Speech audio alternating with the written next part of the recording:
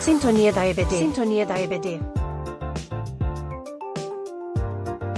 Olá e bem-vindos.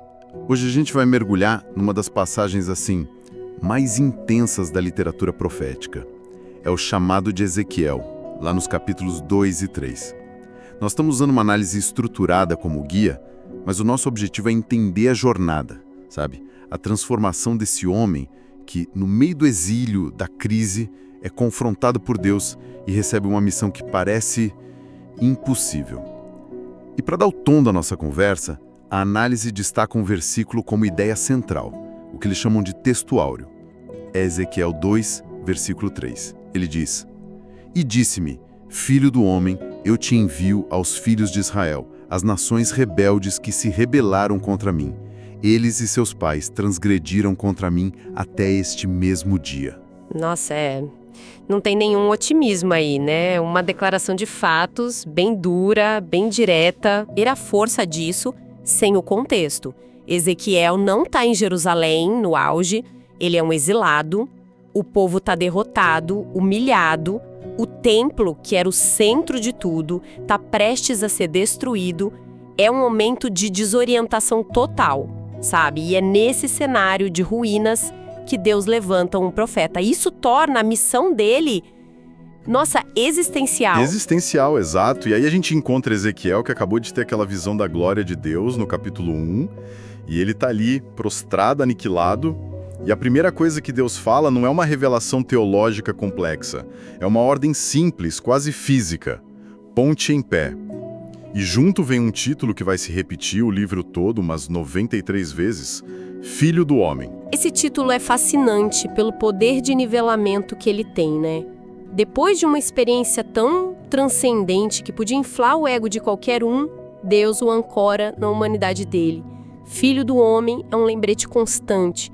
Você é frágil, você é mortal.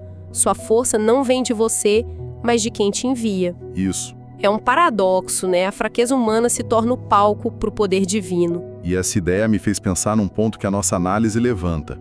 O Ezequiel, ele era de linhagem sacerdotal. O plano de vida dele, com certeza, era servir no templo. Era uma carreira, um caminho claro. E o exílio, destruiu tudo isso. E o que parecia o fim da linha, na verdade, era o ponto de partida para um chamado muito maior. Exatamente.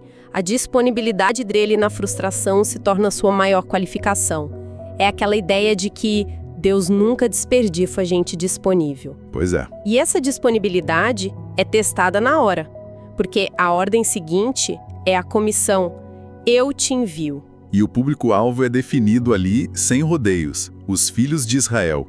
O problema é a descrição desse público. Ah, sim. É uma descrição brutal, sem filtro. São chamados de nações rebeldes, e tem uma expressão que se repete umas 16 vezes: casa rebelde. Deus faz questão de diagnosticar a raiz do problema.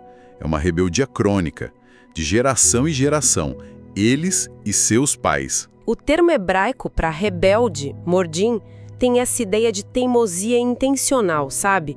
Uma recusa deliberada. O diagnóstico divino é que nem a calamidade do exílio mudou o coração do povo. E tem uma ironia trágica no texto. Deus fala para Ezequiel que se o enviasse a outras nações, elas talvez o ouvissem, mas o seu próprio povo não. Nossa, isso é bem pesado. É uma preparação psicológica para o profeta. Tipo, não meça seu sucesso pela resposta deles. Você não vai vencer nos termos convencionais. E a preparação continua com uma instrução que é comando e consolo ao mesmo tempo. Não temas nem te assustes. E o interessante é que Deus não diz não haverá o que temer. Pelo contrário, ele pinta o quadro mais assustador possível. Sim, as metáforas são muito físicas. Andar entre eles será como caminhar sobre sarças e espinhos, viver entre eles, habitar com escorpiões. Nossa! Cada interação podia ferir e envenenar. E ele descreve o povo com um semblante duro, tipo insolência, e obstinados de coração, uma recusa total a mudar. Certo. Então o cenário é de hostilidade total. Total. E aí a pergunta é, de onde vem a autoridade de Ezequiel? Se a mensagem vai ser rejeitada, o que o sustenta? Exato. E aqui está o centro de tudo. A nossa análise deixa isso bem claro. A autoridade não está na receptividade do público. Nem na eloquência dele. Não. Ela está toda numa frase. Assim diz o Senhor Deus. O imperativo para Ezequiel não é ser persuasivo ou popular. É ser fiel. É ser fiel. A única métrica é essa. Transmitir a mensagem, quer ouçam, quer deixem de ouvir. Uau. É um cenário assustador. E claro, Deus não o envia de mãos vazias. A forma como ele prepara Ezequiel é fascinante. E começa de um jeito inesperado, com uma advertência para ele mesmo. Em Ezequiel 2, versículo 8, a ordem é: não te insurjas como a casa rebelde. Essa advertência é de uma profundidade imensa. Antes de confrontar a rebeldia do povo, o mensageiro precisa confrontar a rebeldia no próprio coração. É um perigo sutil, né? A nossa fonte cita o puritano John Owen, que dizia que ninguém prega bem aos outros se não pregar primeiro para o seu próprio coração. Exatamente.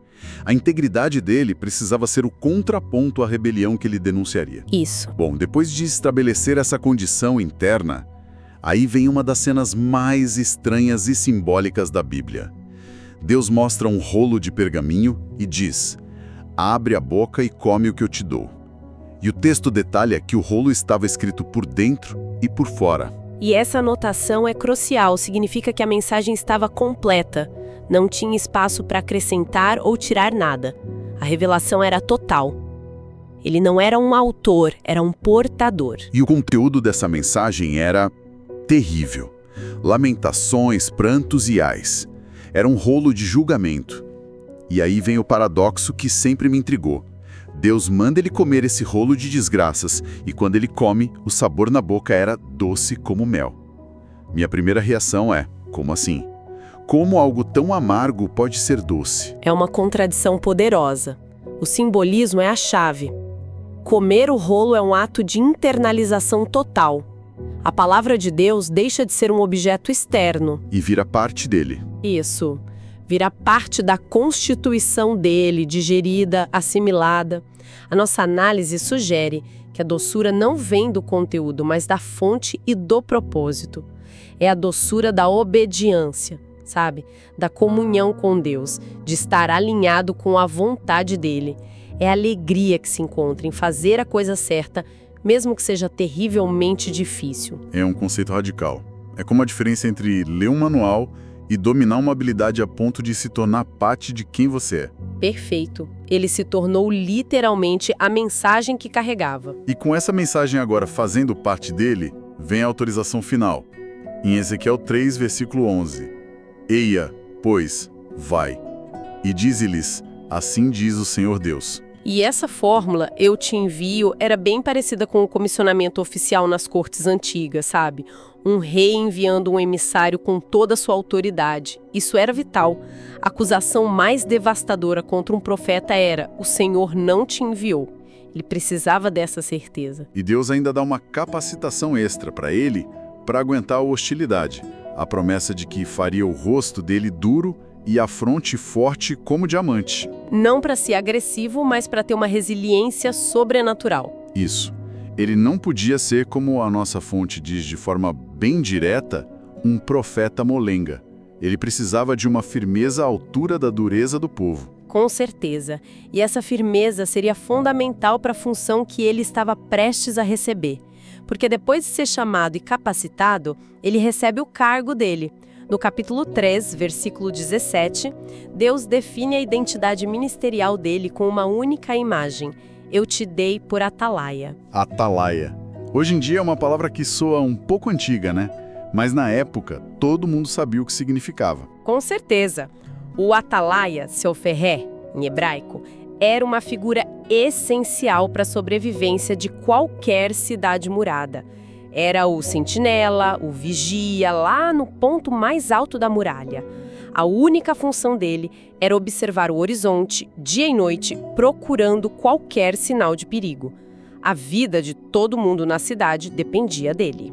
A vida da cidade dependia do aviso dele. Exato. Ser um atalaia não era um emprego, era uma responsabilidade de vida ou morte. E é essa imagem que Deus usa para Ezequiel. Ele se torna o vigia espiritual de Israel. E essa responsabilidade vem com termos bem claros, quase um contrato com cláusulas de vida ou morte. O texto detalha 2 cenários. O primeiro é sobre avisar o ímpio. Se Deus diz que o perverso vai morrer e Ezequiel não o avisa, o perverso morre, mas Deus cobre o sangue dele das mãos de Ezequiel. A omissão o torna cúmplice. É o que a gente pode chamar de responsabilidade condicional.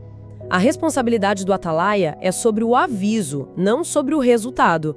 Se ele avisa e o ímpio ignora, o atalaia cumpriu o dever dele, salvou a sua alma, como diz o texto. O foco muda da eficácia para a fidelidade. Isso é libertador e aterrorizante ao mesmo tempo. Pois é. E o que me surpreende é que o mesmo princípio vale para o justo. O segundo cenário é sobre uma pessoa justa que começa a se desviar. Se o atalaia não a adverte... Ele também é responsabilizado. Exato. Isso mostra que a mensagem profética não era só para confrontar o pecado, mas também para preservar e proteger quem ainda estava no caminho. A vigilância era para todos. Exatamente. Isso reforça a seriedade do chamado. A lealdade do atalaia não é medida por quantas pessoas se convertem, mas pela obediência em soar o alarme para quem quer que esteja em perigo. É um peso extraordinário. Então, olhando para essa jornada toda, a gente tem um homem que começa prostrado, é ordenado a se levantar, é comissionado por uma missão com garantia de rejeição, é alimentado com uma mensagem doce e amarga e finalmente é posicionado como um vigia. Se a gente tivesse que extrair a verdade prática de estudo, a lição central seria... Seria que o chamado de Deus exige essa combinação, né? Coragem e fidelidade para proclamar a sua palavra, mesmo diante da rejeição. É isso. E essa verdade conecta tudo que a gente conversou. A coragem de se pôr em pé, a fidelidade de entregar a mensagem sem editar, a dependência total da capacitação divina e essa consciência da responsabilidade imensa de ser um atalaia, onde o silêncio não é neutro, é cumplicidade. E a aplicação pessoal que o nosso material propõe amarra isso de uma forma muito direta. A ideia é que Deus chama, capacita e envia. O resultado, a recepção, isso não está sob nosso controle, mas a responsabilidade de falar com coragem, com integridade, com fidelidade, essa é toda nossa. Isso. Em resumo, o que a gente vê aqui é a anatomia de um chamado divino. Não é glamouroso, é um processo de desconstrução e reconstrução. Ezequiel, o homem, é desfeito para que Ezequiel, o atalaia de Deus, possa ser erguido. O que me deixa com um pensamento final, sabe? Uma provocação para quem nos ouve. Toda a nossa análise se concentrou, e com razão, na responsabilidade do mensageiro, do atalaia. A ênfase está em quem fala. Mas isso me leva a uma questão complementar. Qual é a responsabilidade de quem ouve? No nosso mundo, saturado de mensagens, de ruídos, como a gente desenvolve a capacidade de discernir um verdadeiro aviso? E mais difícil ainda, como a gente cultiva a humildade para responder esse aviso, especialmente quando ele é desconfortável, confrontador e nos chama a mudar de rota. A responsabilidade do ouvinte é talvez a outra metade esquecida dessa equação dramática.